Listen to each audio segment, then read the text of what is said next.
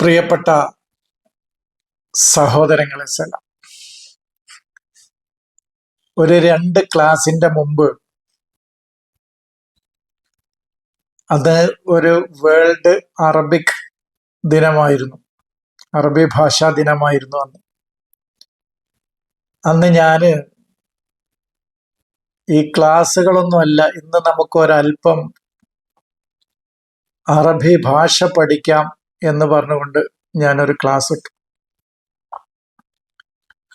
ആ ക്ലാസിന്റെ ഇടയിൽ നല്ല അഭിപ്രായങ്ങളും വന്നു, അപൂർവം ചില നെഗറ്റീവായ അഭിപ്രായങ്ങളും വന്നു. 2 അഭിപ്രായമായാലും ഇനി എന്നെ സംബന്ധിച്ച വിഷയമല്ല, കാരണം നമ്മൾ അതേപോലെ പ്രതികരിക്കൂല.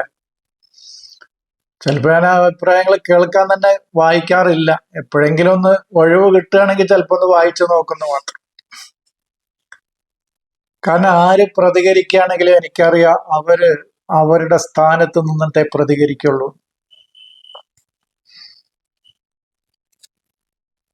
അറിയാലോ, ഇപ്പോ എന്നേക്കാളൊക്കെ വിവരവും ബുദ്ധിയും കഴിവും ജ്ഞാനവും ഒക്കെയുള്ള ആളുകൾ പ്രതികരിക്കുമ്പോൾ നമ്മളതിന് ബേജാറായിട്ട് കാര്യമല്ല. കാരണം ആ സ്ഥാനത്തേക്ക് നമ്മൾ എത്തിയിട്ടില്ല. അവരുടെ സ്ഥാനത്ത് നിന്നിട്ടാണ് അതിനോട് പ്രതികരിക്കുന്നതെന്ന് നമുക്കറിയാം. അതിൽ തിരുത്താനുണ്ടെങ്കിൽ നമ്മൾ തിരുത്തുകയാണ് വേണ്ടത്. ഇനി ഇപ്പൊ നമ്മൾ നിൽക്കുന്നത് ഒരു പാരമ്പര്യ വിശ്വാസങ്ങളിലും ആചാരങ്ങളിലും ഒരു മതത്തിലുമാണ് ഇപ്പൊ നമ്മൾ നിൽക്കുന്നതെങ്കിൽ നമ്മൾ അവിടെ നിന്നിട്ടാണ് പ്രതികരിക്കുക. അതിനെതിരിൽ പറയുന്ന ആളുകളോട് നമ്മളുടെ ആ സ്ഥാനത്ത് നിന്നിട്ടാണ് പ്രതികരിക്കുക. നമ്മൾ അങ്ങനെയൊക്കെ പ്രതികരിച്ചിരുന്ന കാലഘട്ടങ്ങൾ കഴിഞ്ഞു പോയിട്ടുണ്ട് നമ്മുടെ ജീവിതത്തിൽ.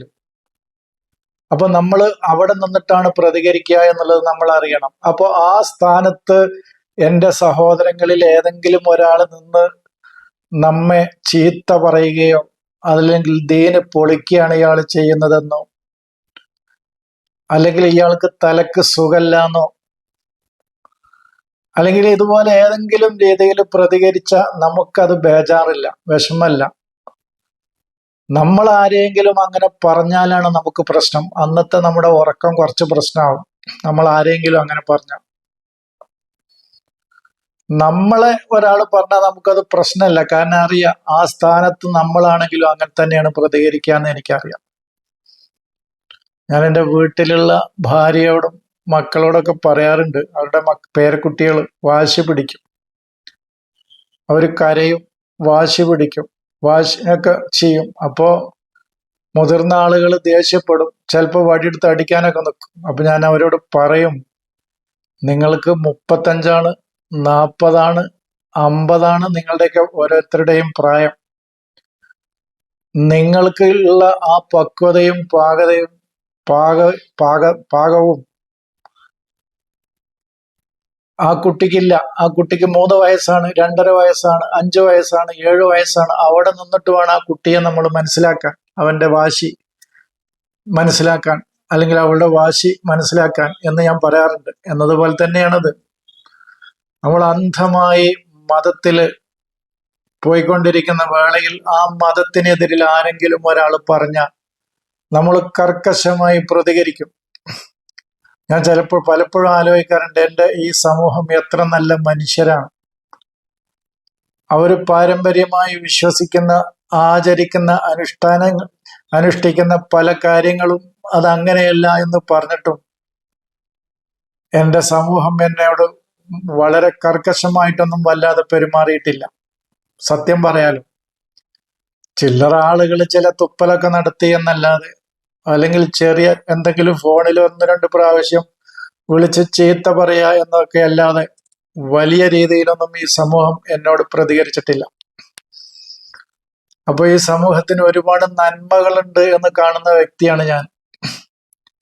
ഇനി ഞാൻ ഇന്നത്തെ നമ്മുടെ വിഷയത്തിലേക്ക് വരാം. ഇന്ന് ആ ഭാഷാ പഠനത്തിന്റെ ബാക്കി ഭാഗത്തേക്കാണ് നമ്മൾ പ്രവേശിക്കുന്നത്. അതിൽ 10 അക്ഷരങ്ങളാണ് നമ്മൾ വിശദീകരിച്ചത്. അതിലൊരു സഹോദരനെ ഈ അലിഫ് എന്ന് പറഞ്ഞാൽ തലീഫ് ആണെന്ന് എവിടുന്ന് കിട്ടുന്ന ആ അലിഫ് എന്നുള്ളത് തന്നെ അതിന്റെ അർത്ഥമാണത്. അലീഫ് എന്ന് പറഞ്ഞാൽ അതാണ് അതിന്റെ അർത്ഥം. അങ്ങനെ കിട്ടാത്തപ്പോ ബാ ബയാനാണെന്ന് എവിടുന്ന് കിട്ടിയെന്ന് വെച്ചാൽ ബാ എന്ന് പറയുന്നത് തബു ആണത്. ഇനി അത് അങ്ങനെ വിശദീകരിച്ച ജ്ഞാനികളുടെ ഗ്രന്ഥങ്ങളിൽ നിന്നാണ് നമുക്ക് കിട്ടിയത്. അപ്പൊ നിങ്ങൾ ചോദിക്കും അവരാരൊക്കെയാണ്? അവരാരൊക്കെയാന്ന് പറഞ്ഞാൽ ഇബ്നു മസറത്തുൽ ഹുബിലി ഒരാളാണ്, ഉന്ദുലൂസിയാണ് അയാൾ. 319 അദ്ദേഹം ജനിച്ചത്. ഇബ്നു ജുനൈ മൂസീലിയാണ് അദ്ദേഹം. 390 ഹിജറ വർഷമാണ് ഞാൻ പറയുന്നത്. ഹിജറയിലാണ് അദ്ദേഹം ജനിച്ചത്. ഇബ്നു ഫാരിസ്, ഇത് വിശദീകരിച്ച മുഴുവൻ വിശദീകരിച്ചു എന്നൊന്നും വിചാരിക്കരുത് നിങ്ങൾ. അവരൊക്കെ ഒരു കീ തന്നിട്ടുള്ള, ഒരു മിഫ്താഹ്, ഒരു താക്കോല് തന്നു. ഇനി നിങ്ങൾ ആ ജ്ഞാനത്തിന്റെ വാതില് തുറന്ന് നിങ്ങൾ അങ്ങോട്ട് പ്രവേശിക്കുക എന്നാണ് അവരൊക്കെ പറഞ്ഞത്. അവരപ്പോ ഇങ്ങനെ തന്നെയാണോ പറഞ്ഞതെന്ന് പറഞ്ഞാൽ ഇത് മാത്രമല്ല, അവർ പാരമ്പര്യ അർത്ഥവും പറയാറുണ്ട്. അതിന്റെ ഇടയിലൂടെ ഇതിന്റെ ലിസാനിയായ തലവും അവർ സൂചിപ്പിച്ചു പോകും. അങ്ങനെയാണ് ചെയ്യുക. അപ്പൊ ഇബ്നു ഫാരിസുൽ ഖസ്വീനി എന്ന് പറയുന്നത് 395 അദ്ദേഹം ജനിക്കുന്നത്. ഇബ്നു ബർജാൻ മറാക്കിഷാണ്, അദ്ദേഹവും ജനിക്കുന്നത് 536. അതുപോലെ തന്നെ അബുൽ ഹസൻ മറാക്കിഷുകാരൻ തന്നെയാണ്, 638. അതുപോലെ തന്നെ അൽ മഖ്സൂനി സിറിയക്കാരനാണ്, 638 തന്നെയാണ് അദ്ദേഹവും ജനിക്കുന്നത്. ഇബ്നു അറബി ഉന്ദുലൂസിയാണ്, 638. ഇബ്നു അറബി അറിയാലോ, പ്രസിദ്ധനാണ്. അതുപോലെ തന്നെ ഇബ്നു മല്ലൂർ മിസിരിയാണ്, 711. ഇതിപ്പോ ഏതാനും ആളുകളെയാണ് ഞാൻ സൂചിപ്പിച്ചിട്ടുള്ളൂ. ഇങ്ങനെ നിരവധി ആളുകൾ അത് പറഞ്ഞിട്ടുണ്ട്. പറയാന്ന് പറഞ്ഞാൽ മുഴുവനായിട്ടും നമ്മൾ ഡിക്ഷണറി എഴുതും പോലെ മുഴുവനായിട്ടുണ്ട് എഴുതിക്കല്ല. ഓരോ വാക്കുകളും അവർ പറയും. ഇപ്പൊ കത്ല് എന്നുള്ളതിന് കൊല്ലുക എന്നും അവർ പറയും. എന്നാ അതിന്റെ ഇടയിലൂടെ കുത്തില റജുലം ഷഹഫൻ എന്ന് പറഞ്ഞാൽ ഷഹഫിനാൽ ഒരു റജുല് കൊല്ലപ്പെട്ടു എന്നാണ് അതിന്റെ അർത്ഥം. അതിൽ മുഴുകി എന്നാണ് അതിന്റെ അർത്ഥം എന്ന് അവർ പറയും. ഒരു ഉദാഹരണം പറഞ്ഞു എന്നുള്ളൂ. ഇങ്ങനെ അവര് എല്ലാ കാര്യങ്ങളും ഇതുപോലെ വിശദീകരിച്ച്, ഇത് നമുക്ക് ആകാശത്തു നിന്ന് കിട്ടിയ അറിവൊന്നും അല്ലത്. അതാദ്യം എന്റെ സഹോദരങ്ങൾ മനസ്സിലാക്കണം. ഇനി ഞാൻ അതില് ഒരു സഹോദരൻ സൂചിപ്പിച്ചു, ആ 10 അക്ഷരങ്ങൾ മാത്രം പറഞ്ഞാൽ പോരാ, ബാക്കി കൂടി മാഷൊന്ന് വിശദീകരിക്കണം എന്ന് പറയണ്ടായി. ഞാൻ പറഞ്ഞിട്ടുണ്ട് 5 ക്ലാസ് എങ്കിലും ചുരുങ്ങിയത് എനിക്ക് എടുക്കാം, സമയം തരണം. ഇത് കണ്ടിന്യൂ ആയിട്ട് 5 ക്ലാസ് എടുത്തിട്ടില്ലെങ്കിൽ മാനസിക രോഗമാണെന്നൊന്നും നിങ്ങൾ പറയണ്ട. അത് ഞാൻ എന്താന്ന് പറഞ്ഞാൽ ഒന്നൊന്ന് ഉറക്കട്ടെ, എന്നിട്ട് വേണം അടുത്ത ക്ലാസ് ഇടാൻ എന്നുള്ളതാണ് എന്റെ ധാരണ. അങ്ങനെ ആകുമ്പോൾ അതൊന്ന് ഉറപ്പിച്ച ശേഷമാണ് അടുത്ത ക്ലാസ് ഇടേണ്ടത്. അപ്പൊ ഹുത്തി എന്ന് പറയുന്ന ഇംതിദാദും തൻസീലുമാണ്, യാവ് വരെയാണ് നമ്മൾ പറഞ്ഞത്. കാഫ് കിഫായയാണ്. കാഫ് എന്ന് പറഞ്ഞാൽ കാഫി എന്ന് പറയാലോ, മതി. അത് കിഫായ, കഫ, അത് മതിയാവുന്ന. കാഫ് എന്ന വാക്കിൽ തന്നെ അതിന്റെ അർത്ഥം കിട്ടും, കാഫി. ഒരു വിഷയത്തെ കിഫായത്ത്, അത് പൂർണ്ണമായും അതിനെ മതിയാക്കുന്ന ഒരു അവസ്ഥ വരിക. അതുകൊണ്ട് നമുക്ക് മതിയാവും. കഫ ബില്ലാഹി എന്ന് പറയല്, അല്ല മതി എന്ന് പറയാലോ. അലൈസല്ലാഹു ബി കാഫി എന്ന് പറയില്ല, ആ കാഫാണത്. മതി എന്ന്, അള്ളാഹു മതിയാകില്ല എന്നാ ചോദിക്കണത്. അതാണ് കാഫി, കിഫായത്തിനാണെന്ന് പറയുന്നത്. ലാമ് ഒലുവിനാണ്, അല്ലെങ്കിൽ അവലിനാണ്, ഏറ്റവും ശ്രേഷ്ഠമായ, ഉന്നതമായ, അല്ലെങ്കിൽ ഇൽത്തിസാക്കിന്, ഒന്നൊന്നിനോട് ഒട്ടിച്ചേരുന്നതിന് ഇതിനെയൊക്കെയാണ് ലാമ് പറയാം. ലാമ് അവല് എന്ന് പറഞ്ഞാൽ ഒന്നാമത്തേതല്ല, ഉത്കൃഷ്ടമായ എന്നാണ്. അൽ ഒലുവ്, അത്യുന്നതിയെ സൂചിപ്പിക്കാൻ ലാമ് പറയും ആ അർത്ഥത്തിന്. ഇതൊക്കെ ലിസാനിയായ തലാണ്. 2 തലവും നമ്മൾ വചനങ്ങള്, ആയത്തുകൾ വിശദീകരിക്കുമ്പോൾ 2 തലവും വിശദീകരിക്കും. അപ്പൊ ലാം എന്തിനാന്ന് ചോദിച്ചാൽ അവലിയത്തിന് പറയാം, ഒലുവിന് പറയാം, ഇൽത്തിസാക്കിന് പറയാം. മാ എന്ന് പറയുന്നത് മസ്തറുൽ ഉമ്മാണ്. ഏതൊരു ജ്ഞാനത്തിന്റെയും ഉറവിടമാണത്. മസ്തറുൽ ഉമ്മ് എന്ന് പറയാലോ. ഇപ്പൊ നമ്മൾ മാ എന്ന് പറഞ്ഞിട്ടുണ്ടല്ലോ, മമ്പഉൽ ഇൽമാണ് അത്, മസ്തറുൽ ഇൽമാണ് അത്. മാ എന്ന് പറഞ്ഞാല് എന്ന് പറയുന്നത് ഏതൊന്നിനും ജന്മം കൊടുക്കുന്നത് എവിടെ നിന്നോ അതിന്റെ പ്രഭവ കേന്ദ്രമാണ് മാ എന്ന് പറയുന്നത്. എല്ലാ ഭാഷയിലും മാതാവിന് പറയുന്നതിന് മീമുണ്ട് എന്നാണ് പറയുന്നത്.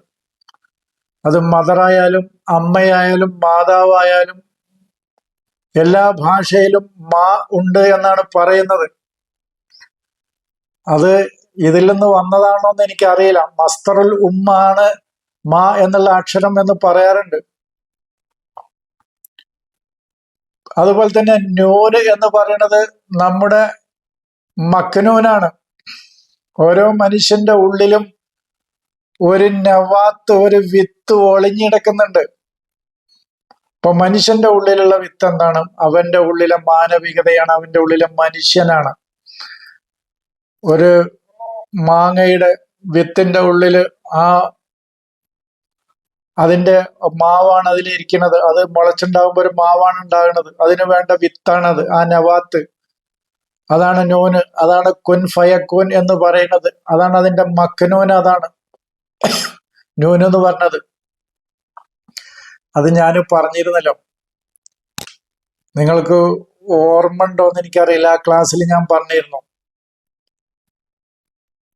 2 രീതിയിൽ തർത്തീബുള്ള അക്ഷരങ്ങൾ പറഞ്ഞ ഒരേ ഒരു ഭാഷ ഈ അറബി ഭാഷയിലുള്ളൂ. ഒന്ന് ഹജായിയായ തർത്തീബും ഒന്ന് അബ്ജദിയായ തർത്തീബും. ഞാൻ പറഞ്ഞിരുന്നു, നിങ്ങൾക്ക് ഓർക്കുന്നുണ്ടോ എന്ന് എനിക്കറിയില്ല.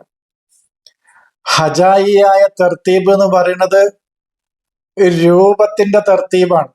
ഇപ്പൊ അലിഫ് പോലെയുള്ള അക്ഷരങ്ങളൊക്കെ ഒരേ സ്ഥാനത്ത്, അത് മാത്രമേ ഉള്ളൂ. അപ്പൊ അതാണ് അലിഫ് നിർത്തി. പിന്നെ ബ, അബ്ജദിലെ ബ എടുത്തു. ബ ഉള്ളത് ഏത്? ഒരേ ബ പോലെ എഴുതുന്നത് ബ, ത, സ, ഒരേ എഴുത്ത്. അപ്പൊ ഷെക്കില് കൊണ്ട്, ഷെക്കിൽ എന്നാണ് രൂപം കൊണ്ട് ഒരുപോലെയുള്ള അക്ഷരങ്ങളെ ഒരേ ഭാഗത്ത് ക്രമീകരിച്ചപ്പോഴാണ് അതിനെ ഹജായി എന്ന് പറയുന്നത്. നമ്മളൊക്കെ മദ്രസയിൽ അതാണ് പഠിച്ചിട്ടുള്ളത്. പിന്നെ 3ാമത്തെ അക്ഷരം ജീമാണ്, അബ്ജദ്. ആ ജീമ്, അപ്പൊ ജീമ് പോലുള്ളത് ജീമ്, ഹ, ഹ ഒരേപോലെ തന്നെ എഴുതുക. ആ കുത്തല് മാത്രമേ മാറ്റുള്ളൂ. പിന്നെ ദാല്, റാ, ഒരേപോലുള്ളത്. സീന്, ഷീന് ഒരേപോലുള്ളത്. സ്വാദ്, ലാദ് ഒരേപോലുള്ളത്. ഒരേപോലുള്ളത്. ഇങ്ങനെ ഷെക്കില് കൊണ്ട് ഒരേ സ്ഥാനം ഒരേപോലെയുള്ളതിനെ ക്രമീകരിച്ച് എഴുതിയതാണ്. എന്നാ ഈ ബാവ് പോലെ തന്നെ അല്ലെ നൂന് എന്ന് പറഞ്ഞാൽ ആ നൂനിനെ അവിടെ കൊണ്ടുവരാതിരിക്കാനുള്ള കാരണം കലമൻ എന്ന് പറയുന്നത്, KLMN എന്ന് പറയുന്നത് എല്ലായിടത്തും ഒരേപോലെയാണ്. അത് അവിടെ നിർത്താൻ വേണ്ടിയിട്ടാണ്. ഇത് ഈ അബ്ജദിയായ അക്ഷരത്തിൽ നിന്നാണ് ഈ ക്രമം പിന്നീട് ഉണ്ടാക്കിയത്. ആ ക്രമം ലോകം അംഗീകരിക്കാൻ പറയപ്പെടുന്നത് 300 വർഷത്തോളം എടുത്തു എന്നാണ്. ഒരു നിരുപദ്രവകരമായ ഒരു മാറ്റാണത്. ആ മാറ്റത്തെ വരെ ലോകം അക്സെപ്റ്റ് ചെയ്യാൻ, മുസ്ലിം ലോകം സ്വീകരിക്കാൻ 300ഓളം വർഷം എടുത്തു എന്നാണ് ചരിത്രത്തിൽ പറയുന്നത്. ശരിയാണെങ്കിൽ ഈ സമൂഹം ഒരു മാറ്റത്തിന് എടുക്കുന്ന കാലം എത്രയെന്ന് എൻ്റെ സഹോദരങ്ങൾ ചിന്തിച്ചാൽ മതി. അപ്പൊ നമ്മളിത് എന്തെങ്കിലും വിഷയം പറയുമ്പോഴത്തേനും നാളെ ആളുകൾ അതൊക്കെ അത് സ്വീകരിച്ച് അത് നെഞ്ചിലേറ്റി വരുന്നൊന്നും ആരും പ്രതീക്ഷിക്കരുത്. ഇത് പറയുമ്പോൾ ഒരു ഉപദ്രവവും ഇല്ല. അതുകൊണ്ട് ഈ അക്ഷരത്തിന്റെ ക്രമം ഈ രൂപത്തിൽ ഒരേപോലുള്ളതിനെ ഒരു സ്ഥാനത്ത് ആക്കി എന്നുള്ള ഒരു മാറ്റത്തെ അക്സെപ്റ്റ് ചെയ്യാനോ സ്വീകരിക്കാനോ സമൂഹം എടുത്ത കാലാവധിയാണ് നിങ്ങൾ ഇത് മനസ്സിലാക്കേണ്ടത്. അപ്പോ എന്നാ നേരെ മറിച്ച് അബ്ജദിയായ അക്ഷരങ്ങളുടെ ഇതെന്താന്ന് പറഞ്ഞാൽ ആശയത്തിൽ നിന്ന് ഉയർന്നു പോകുന്ന രീതിയാണത്. അത് ഞാൻ കഴിഞ്ഞ ക്ലാസ്സിൽ സൂചിപ്പിച്ചതാണ്. അപ്പൊ നമ്മൾ എവിടെ എത്തിയത്? നൂന് വരെ അവിടെയാണ് എത്തിയത്. നൂന് എന്ന് പറഞ്ഞാൽ മക്നൂനാണ്. സീന് എന്ന് പറഞ്ഞാൽ കലമൻ എന്ന് കഴിഞ്ഞിട്ട് പിന്നെ സ എന്നുള്ളതില് സീന് സുലൂക്കിനെയാണ് സൂചിപ്പിക്കുന്നത്. സുലൂക്ക് എന്ന് പറഞ്ഞാൽ നമ്മുടെ സ്വഭാവം അല്ലെങ്കിൽ അതിലേക്കുള്ള പ്രവേശനം. ഈ രണ്ടർത്ഥത്തിനാണ്. ഐന് എന്ന് പറയുന്നത് ആയനത്താണ്, ഇസ്തിയാനത്ത്. ഔന് എന്ന് പറഞ്ഞ സഹായം, അതിന്റെ ഹെൽപ്പ്, അതാണ് ഐന് എന്ന് പറയുന്നത്. സ ഫ എന്ന് പറയുന്നത് ഫ വൈം ഫ ഉ എന്ന് പറയുന്നത് ഫ എന്ന് പറയുന്നത് അതിൽ ഇസ്തിഫ ആണ്, അതിന്റെ പൂർത്തീകരണമാണ്. ഇബ്രാഹിം അല്ലതി വഫ എന്ന് പറയല്ലേ, ഫ എന്ന് പറയുന്നത് അതിന്റെ പൂർത്തീകരണമാണ് സൂചിപ്പിക്കുന്ന ഇസ്തിഫ ആണ്. സ്വാദ് എന്ന് പറയുന്നത് സദ്, സ്വാദ് സയ്ദ് എന്ന് പറഞ്ഞ ക്യാച്ച് ചെയ്യുക, വേട്ടയാടി പിടിക്കുക എന്നാണ്. ഖുർആൻ ഉപയോഗിച്ച വാക്കാണ് ഇതൊക്കെ. സ്വാദ് വൽ ഖുർആനു ദിക്ർ. ഈ സ്വാദിൽ നിന്നാണ് മൂസ, ആ സ്വാദിന്റെ ലോകത്തിൽ നിന്നാണ് വഹി സ്വീകരിച്ചത്. അതാണ് സയ്യിദുൽ ബഹരി എന്നൊക്കെ പറയുന്നത്. അറിവിന്റെ സാഗരത്തിൽ നിന്ന് ജ്ഞാനത്തെ ക്യാച്ച് ചെയ്യുക, വേട്ടയാടുക. അതിൽ നിന്ന് നമ്മൾ ഇങ്ങോട്ട് വിജ്ഞാനത്തെ ക്യാച്ച് ചെയ്യാണ് ചെയ്യണത്, അറിവുകളെ. അത് ബഹറുൽ ഇൽമിൽ നിന്നാണ് ക്യാച്ച് ചെയ്യണത്.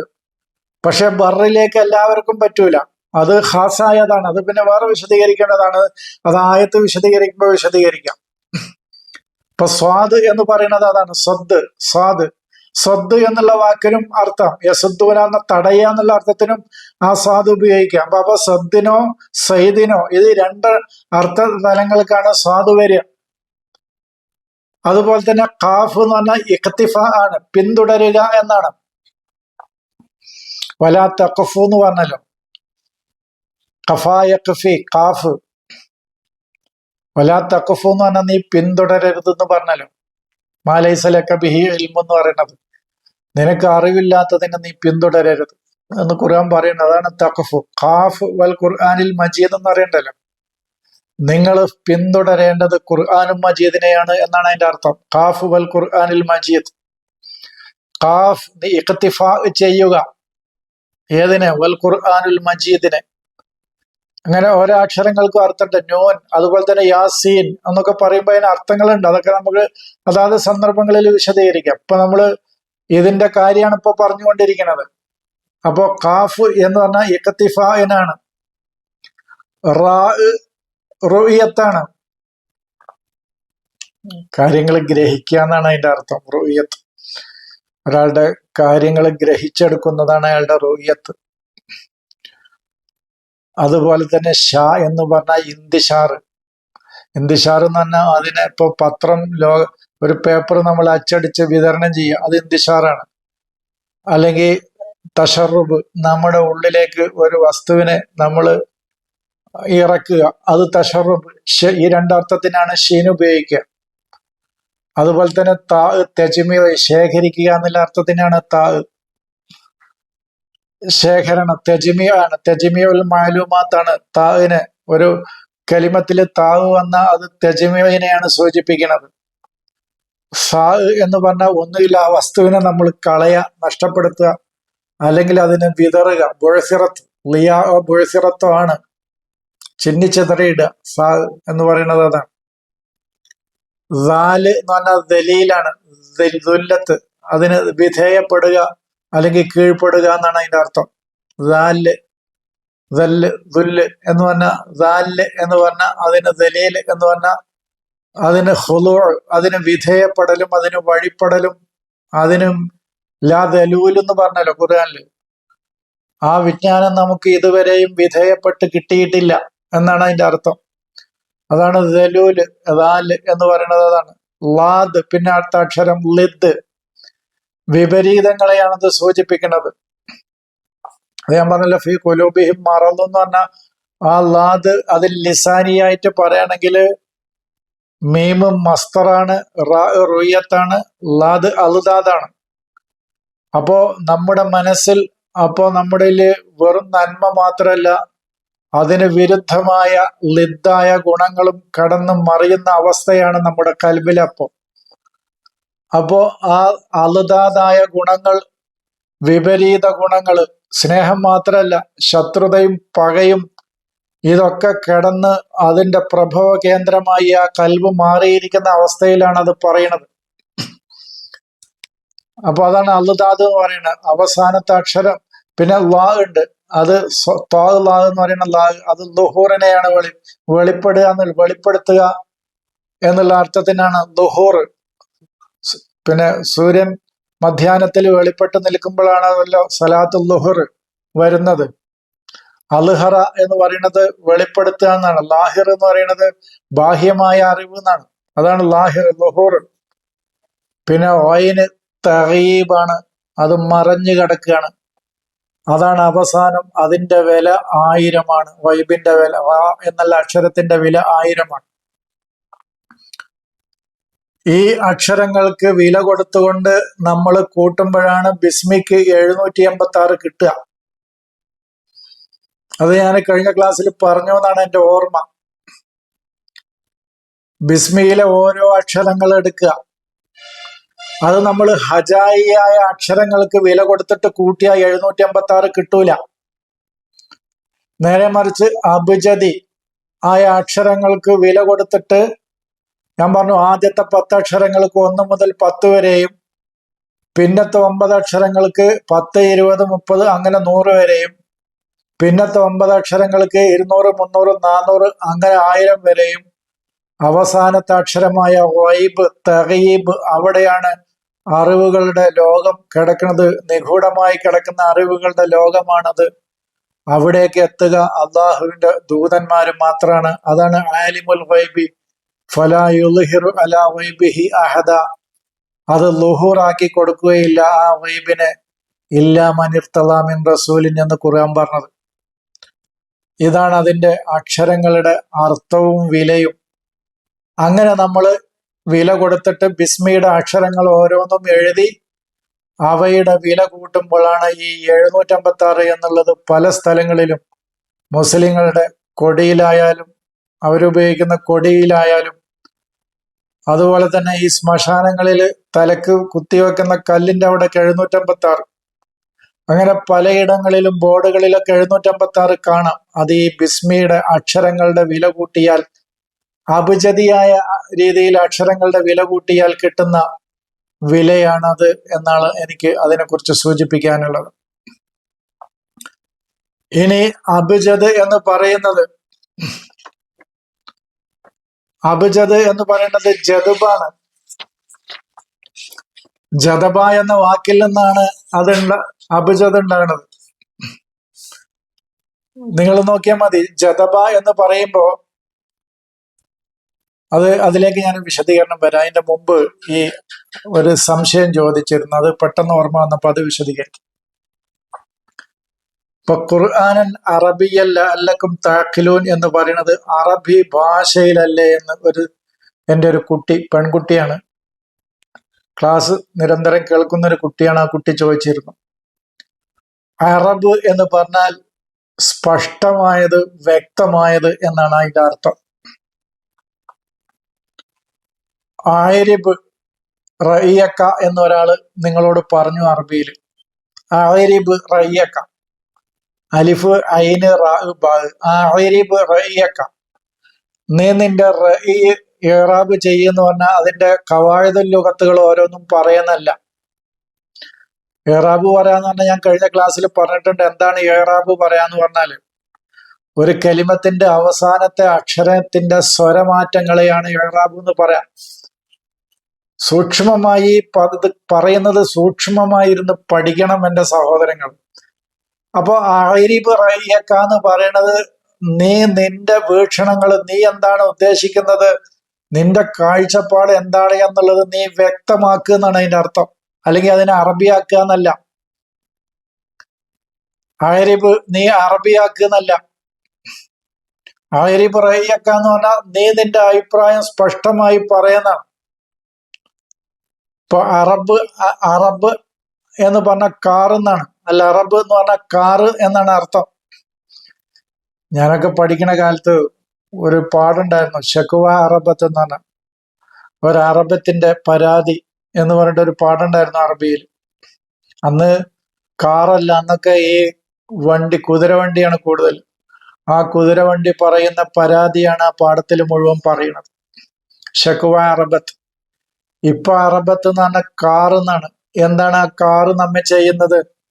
നമ്മളെ ഉദ്ദേശിക്കുന്ന സ്ഥലത്തേക്ക് നമ്മളെ എത്തിക്കുകയാണ് ആ കാറ് ചെയ്യുന്നത്. എന്നതുപോലെ തന്നെ നമുക്ക് എത്തിപ്പെടേണ്ട അറിവിന്റെ, ജ്ഞാനത്തിന്റെ തലത്തേക്ക് നമുക്ക് സ്പഷ്ടമായി നമ്മെ എത്തിക്കുന്ന വായനയാണ് ഇത് എന്നാണ്. അതാണ് ഖുർആൻ അറബിയൻ. അതുകൊണ്ടാണ് ലഅല്ലക്കും തഅഖിലൂ എന്ന് പറഞ്ഞത്, നിങ്ങൾ ചിന്തിക്കാൻ വേണ്ടി എന്ന് പറയണത്.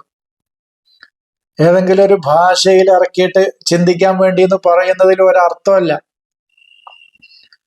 കാര്യങ്ങൾ സ്പഷ്ടമായ രീതിയിൽ, വ്യക്തമാക്കിയ രീതിയിൽ കാര്യങ്ങൾ വായിക്കപ്പെടുന്നത് നിങ്ങളുടെ ചിന്തയിലേക്ക്, ബുദ്ധിയിലേക്ക് ഞാൻ ഇറക്കി തരുന്നത് എന്തിനാണെന്ന് പറഞ്ഞാൽ നിങ്ങൾ ചിന്തിക്കാൻ വേണ്ടിയിട്ടാണ്, നിങ്ങളുടെ അഖൽ ഉപയോഗിക്കാൻ വേണ്ടിയിട്ടാണ് എന്നാണ് പറയുന്നത്. കാര്യം അതിൽ നിന്ന് തന്നെ എൻ്റെ കുട്ടിക്ക് മനസ്സിലായിട്ടുണ്ടായിരിക്കും. ഇപ്പൊ കുറച്ച് ഗോതമ്പ് ഒരാളുടെ കയ്യിൽ കൊടുത്തിട്ട് ആയിരിബിൽ കംഹ എന്ന് പറഞ്ഞ അതിന്റെ അർത്ഥം, അതിൽ നിന്ന് ചീത്ത പതിരൊക്കെ ഉണ്ടാകുമല്ലോ, നെല്ലിലൊക്കെ പതിരുണ്ടാവും. ആ പതിര് വേർതിരിച്ച് നല്ല നെല്ലിനെ ഇങ്ങോട്ട് വേർതിരിച്ച് തരാനാണ് ആ പറയുന്നത്. അത് അറബിയിലുള്ള പ്രയോഗമായത് കൊണ്ടാണ് ഞാൻ ആരിബുൽ കംഹ എന്ന് പറഞ്ഞത്, ഗോതമ്പ് എന്നുള്ള അത് അർത്ഥത്തിൽ പറഞ്ഞത്. നമ്മളെ നാട്ടിലാണെങ്കിൽ ഇപ്പൊ നെല്ലൊക്കെയാണ്, അല്ലെങ്കിൽ അരിയൊക്കെയാണ്. ആയിരിബുൽ അറുസ എന്നാ പറയാ. അരിയോ നെല്ലൊക്കെ അതിലെ കല്ലും അതിലെ പതിരും ഒക്കെ കളഞ്ഞ് നല്ലതിനെ അങ്ങോട്ട് വേർതിരിക്കും എന്നാണ് അതിന്റെ അർത്ഥം. അപ്പൊ ഇതാണ് ആയിരിബ് എന്ന് പറയുന്നത്. ഇപ്പൊ കാര്യങ്ങൾ ഓരോന്ന് വ്യക്തമായിട്ടുണ്ടാവും. അപ്പൊ അറബ് എന്ന് പറഞ്ഞാൽ അതിന്റെ അർത്ഥം സ്പഷ്ടമായതും വ്യക്തമായതും എന്നാണ് അതിന്റെ അർത്ഥം. അപ്പൊ ഖുർആൻ അറബിയൻ എന്ന് പറഞ്ഞാൽ എൻ്റെ കുട്ടി മനസ്സിലാക്കേണ്ടത് അറബി ഭാഷയിലുള്ള ഖുർആൻ എന്നുള്ള അർത്ഥത്തിനല്ല, സ്പഷ്ടമായ, അതാണ് അറബിയും മുബീൻ എന്ന് പറയുന്നത്. ആ അറബിയൻ അജമി എന്ന് പറഞ്ഞാൽ അറബി ഭാഷ സംസാരിക്കാത്ത മറ്റുള്ളവരെന്നുള്ള അർത്ഥത്തിനല്ല. അജമ എന്ന് പറഞ്ഞാൽ വൈറു വാലിഹ എന്നാണ്, അവ്യക്തമായത് എന്നാണ് അതിന്റെ അർത്ഥം. ഇത് അറബിയാണോ അജമിയാണോ എന്ന് ചോദിച്ചാല് ഇത് അറബി ഭാഷയിലാണോ അറബി അല്ലാത്ത ഇംഗ്ലീഷിലാണോ എന്നുള്ള അർത്ഥത്തിനല്ല. അത് എത്ര സിമ്പിൾ ആയിട്ട് ചിന്തിച്ചാൽ കിട്ടുന്ന കാര്യമാണ് ഇതൊക്കെ. പക്ഷെ നമ്മളുടെയൊക്കെ ഒരു കാലഘട്ടം കഴിഞ്ഞു പോയത് ഇങ്ങനെ ഞാൻ ചിന്തിക്കുകയാണ്. അറബി എന്ന് പറഞ്ഞാല് അത് സ്പഷ്ടമായതോ സ്പഷ്ടമല്ലാത്തതോ എന്നാണ് ചോദിക്കണത്. അതാണ് അവിടുത്തെ ചോദ്യം. ഇപ്പൊ അജമ എന്ന് പറയുന്നത് ജമാ, അതേ അക്ഷരങ്ങൾ തന്നെയാണ്. ആ ഒരു ക്ലാസ് ഞാൻ ഇനി അടുത്ത ഏതെങ്കിലും ഒരു മൂന്നാമത്തെ നാലാമത്തെ ക്ലാസ് അതെടുക്കാം. അക്ഷരങ്ങൾ തമ്മിൽ യോജിക്കുമ്പോഴുള്ള അർത്ഥ തലം എങ്ങനെ മാറുന്നു എന്നുള്ളത് വിശദീകരിക്കാൻ, വ്യക്തമായി ഒന്ന് വിശദീകരിക്കേണ്ടതുണ്ട് അത്. അപ്പൊ ജമാ എന്ന് പറയുന്നത് നമുക്ക് ആവശ്യമായ കാര്യങ്ങൾ വ്യക്തമായി കിട്ടാൻ ആവശ്യമായ കാര്യങ്ങളൊക്കെ ജമ ചെയ്യുക, ഒരുമിച്ച് കൂട്ടുക എന്നാണ് അതിന്റെ അർത്ഥം. അതാണ് ജമാ എന്ന് പറഞ്ഞാല്. ജമ കൂട്ടിട്ടില്ല, നമുക്ക് ആവശ്യമായ അറിവുകൾ, ഒരു കാര്യം സ്പഷ്ടമായി വ്യക്തമായി മനസ്സിലാക്കാൻ ആവശ്യമായ അറിവുകളെ മുഴുവൻ നമ്മൾ തെജ്മിയ ശേഖരിക്കുമ്പോഴാണ് അത് ജംഅ്. ജീമ് മീമ് ഐന്, ഇതേ അക്ഷരങ്ങൾ തന്നെയാണ്. ഐന് ജീമ് മീം അജമ എന്ന് പറയുന്നത് അതേ അക്ഷരങ്ങളാണ്. അത് അവിടെ അവ്യക്തമാകുക എന്നാണ് അതിന്റെ അർത്ഥം. ഇപ്പൊ നമ്മൾ പറയാലുണ്ടല്ലോ, അള്ളാഹുവിന്റെ മൻഹജ് ആണെങ്കിൽ പിശാചിന്റെ വഴിയാണ് ജഹന്നമ് എന്ന് പറയാറുണ്ടല്ലോ. അക്ഷരങ്ങൾ ഒന്ന് തന്നെയാണ്. അള്ളാഹു കതബ അല നഫ്സിഹിർ റഹ്മ എന്ന് പറയുമ്പോൾ അള്ളാഹു കതബയാണെങ്കിൽ പിശാജ് ഖുർആനിൽ ചെയ്യുന്നത് ബത്തക്കയാണ്. ബാത്തക വല യുബത്തിക്കന്ന എന്ന് പിശാജ് പറയുന്നുണ്ട്. അതാണ് ബത്തക്ക എന്നുള്ള ക്രിയയിൽ നിന്നാണ് വല യുബത്തിക്കന്ന. യുബത്തിക്കന്ന എന്ന് പറയുന്നത് തേക്കിയതിന്റെ നൂന് കടന്നാൽ വല യുബത്തിക്കന്ന എന്ന് പറയുന്നത് അങ്ങനെ, അതുകൊണ്ടാണ്. അതുപോലെ തന്നെ നാറ എന്ന് പറയുമ്പോ മനുഷ്യന്റെ ഹൃദയത്തിലേക്ക് വെളിച്ചം കിട്ടുകയാണെങ്കിൽ ആ വെളിച്ചം കിട്ടാത്ത അവസ്ഥയാണ് റാന എന്ന് പറയുന്നത്. എന്നാൽ ഞാൻ ഈ ജമ എന്ന് പറയുന്നത് മനസ്സിലാക്കാൻ വേണ്ടിയിട്ടാണ് ഇത്. ഞാൻ അത് മാത്രം എടുത്തുകൊണ്ട് ഖുർആനിൽ നൂറുകണക്കിന് നൂറുകണക്കിന്, 1000 ഉണ്ടോന്ന് എനിക്കറിയില്ല, അത് ഇനി നോക്കണം. നൂറുകണക്കിന് കലിമത്തുകൾ ഇങ്ങനെ വന്നിട്ടുണ്ട് ഖുർആനിൽ. അതിന്റെ ഒരു ക്ലാസ് അത് മാത്രമായിട്ട് ഒരു ക്ലാസ്സിൽ ഉൾക്കൊള്ളാൻ പറ്റുന്ന രീതിയിൽ നമുക്കൊരു ക്ലാസ് എടുക്കണം. അപ്പൊ ഇതാണ് അറബി ആജമി എന്ന് പറയുന്നത്. ഒന്ന് അറബി ഭാഷയും മറ്റൊന്ന് അറബി ഭാഷയല്ലാത്ത മറ്റു ഭാഷകളൊന്നുള്ള അർത്ഥത്തിനല്ല. ഇത്രയും കാര്യങ്ങൾ എൻ്റെ സഹോദരങ്ങൾ മനസ്സിലാക്കണം. അപ്പോ ഇത് പിന്നെ ഒന്ന് പറയാനുള്ളത്, ഈ ലിസാനുൽ അറബിൽ ഞങ്ങളൊക്കെ പഠിക്കുമ്പോ ഞങ്ങൾ സുലാസിയാണ്, 3 അക്ഷരമാണ് അസിലായിട്ട് പഠിച്ചിരുന്നത്. ഫാല എന്നുള്ളതാണ് ഞങ്ങൾ പഠിച്ചിരുന്നത്. 2 അക്ഷരമാണ് എന്നുള്ളത് പഠിച്ചിട്ടുണ്ടായിരുന്നില്ല. പക്ഷെ ഈ ലിസാനുൽ അറബിലേക്ക് വന്നപ്പോഴാണ് ഏതൊന്നിന്റെയും റൂട്ട് 2 അക്ഷരമാണ്. ഇപ്പൊ ജന് എന്നുള്ള ഈ 2 അക്ഷരത്തിൽ നിന്നാണ് പിന്നെ ജനബ ഉണ്ടാകുന്നത്. ഒരു ഉദാഹരണം പറഞ്ഞുള്ളൂ. ജന എന്ന അക്ഷരത്തിൽ നിന്നാണ് ജനബ എന്ന് പറയുന്ന ഒരു ബാഗ് കൂടുമ്പോ അതിന്റെ അർത്ഥതലം മാറുന്നത്. ഇങ്ങനെ ഈ അക്ഷരങ്ങൾ കൂടുമ്പോൾ അതിന്റെ ആശയങ്ങൾ വർദ്ധിക്കുക ചെയ്യാം.